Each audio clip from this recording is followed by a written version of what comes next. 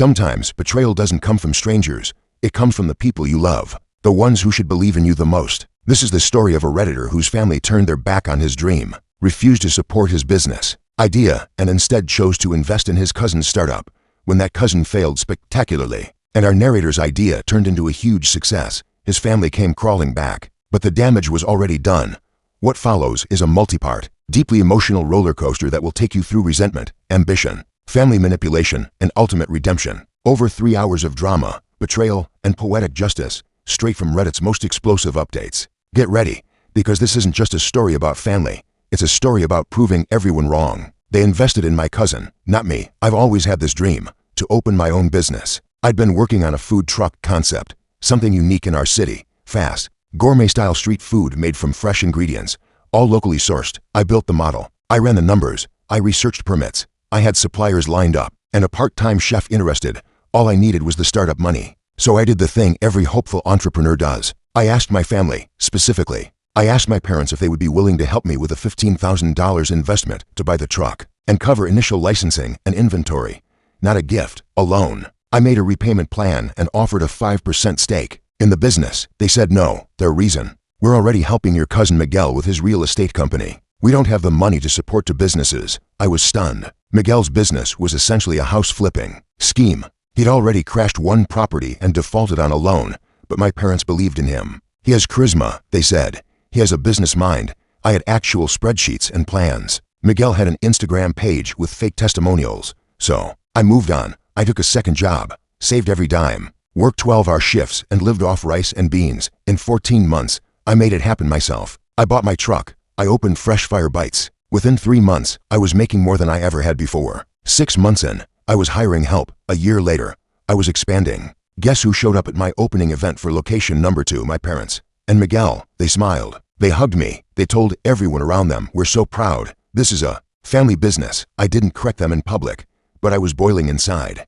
My cousin's business collapsed. It didn't take long for Miguel's business to fall apart. 3 months after my second food truck opened, word started spreading that Miguel was in trouble. He had taken investor money to flip 2 homes at once, but ran into construction delays, cost overruns, and permits that never got approved. By month 4, he missed his loan payments. By month 5, he stopped answering calls. And then came the lawsuit. One of Miguel's investors, a local contractor, sued him for breach of contract and unpaid labor. When the court date hit, Miguel didn't even show up. My parents were devastated. They had co-signed one of his loans, $40,000 gone.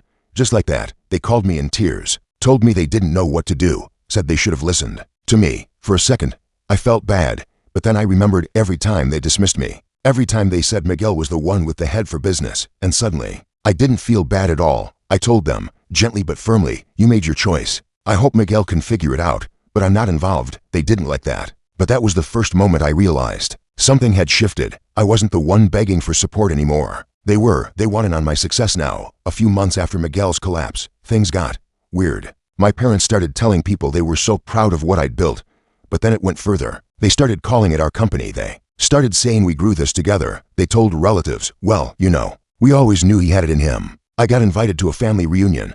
I usually don't go, but this time I did during dinner. My uncle raised a glass and said, "To our family's successful entrepreneur, carrying on the legacy." I nearly spit out my drink. What legacy? You didn't want to co-sign a loan. You wanted to back someone else. Now that it's profitable, you want to rewrite history. But I smiled. I nodded. I didn't say a word. Until a week later, when my mom called me crying. Miguel had asked if I could hire him. He wanted to learn the ropes. Said he could be a valuable partner.